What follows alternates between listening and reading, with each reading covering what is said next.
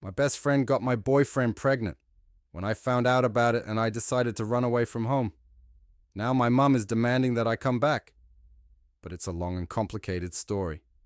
It all started 15 years ago and it affected my life a lot. When I was 18, I was in high school and relied on my life being on a good path. I lived with my parents, had 4 siblings, and spent most of my time with my best friend Ashley. We had been together for 3 years and my boyfriend Kyle was our mutual friend.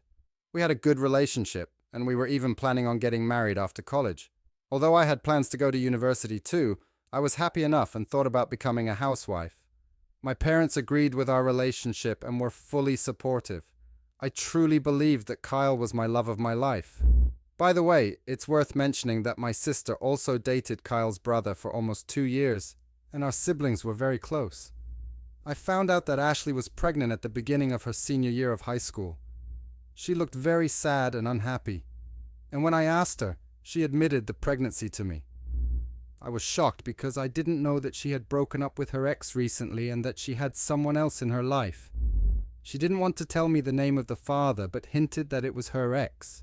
She was very upset, so I decided not to pursue the subject further and just support her. I was by her side throughout the entire 9 months of her pregnancy, went to ultrasounds with her, supported her when she was bullied at school because of her pregnancy, helped her set up her nursery, went shopping with her. We spent a lot of time together and she was my best friend. Later, 2 weeks before I gave birth, I met Ashley's ex-boyfriend at the mall. Although I had promised myself to never contact him again, his presence made me angry. I decided to talk to him and tell him what I thought. Turns out he didn't know about the pregnancy and they broke up a year ago. But after that he became sarcastic and mentioned that I could ask him if he was the father.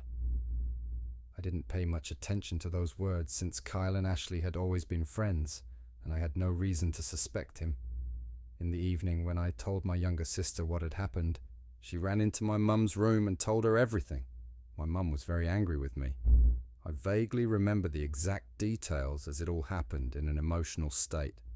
My sister told my mum that I had confronted Ashley and her ex-boyfriend, and my mum was very disappointed. Now she was demanding that I come home. By chance, I found out the fact that Kyle was the father of Ashley's baby. When I found out, I was overcome with shock. I stumbled around the kitchen like that, demanding an explanation. My mum and sister turned pale when they saw me, and my sister started crying. My sister explained some things to me that I already later learnt from other people. It turned out that Kyle and Ashley had spent the summer holidays at the same house where a lewd party had happened. They both got drunk and slept together. Ashley got pregnant and told Kyle, but both were embarrassed to discuss it with anyone else. However, rumor has it that she couldn't keep the secret and told her parents, who in turn told Kyle's parents.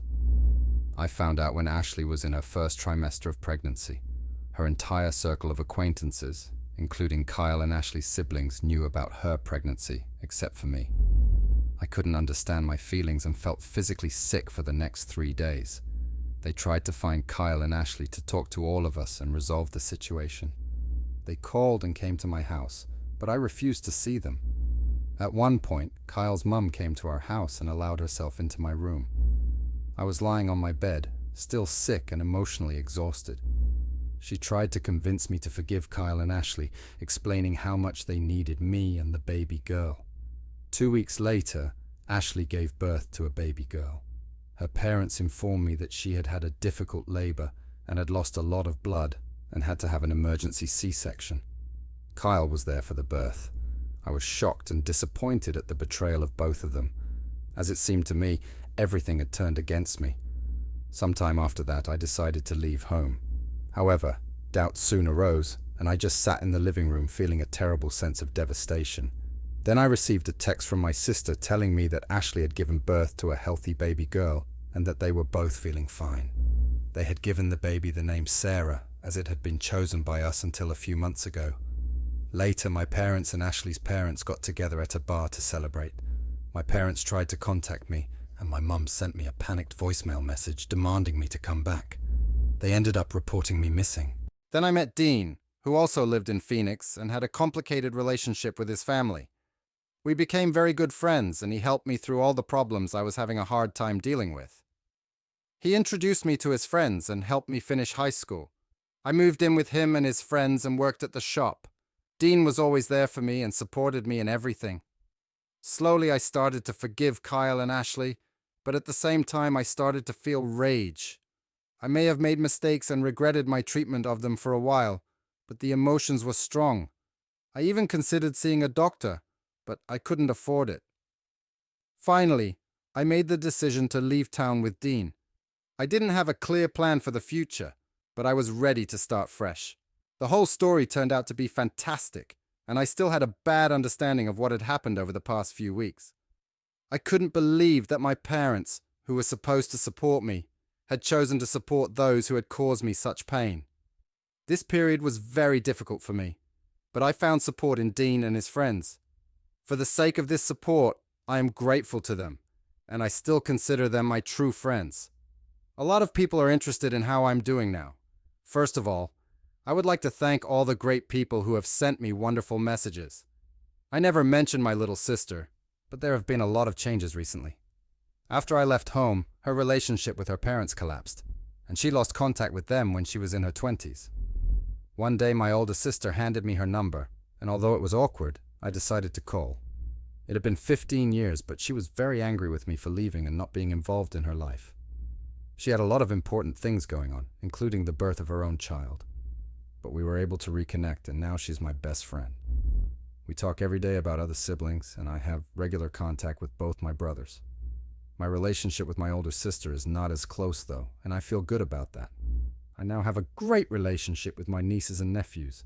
I didn't go to my niece's birthday party because I thought it would be hard for me to see my parents. It wasn't easy for me, and it felt like I was reliving the whole emotional hell all over again. It was very uncomfortable for me to talk to my mum about my friendship and health issues, and she even accused me of protecting my children from her influence. Eventually, my mother stopped calling and harassing me. In August, some sort of shift happened and I found out that she filed for divorce. I still have contact with my father, although I doubt we will ever be able to re-establish a normal relationship. Mom was a wreck after August and her phone calls became frantic. In February, she couldn't contact me, and one of my brothers told me she had anxiety and depression issues and had lost a lot. Actually, she doesn't have anxiety and depression issues. I want nothing to do with my mum, and I don't want her around my children and the things she has said to me. After 15 years of no contact, it's crazy. Although I regret not having my mum, I feel better.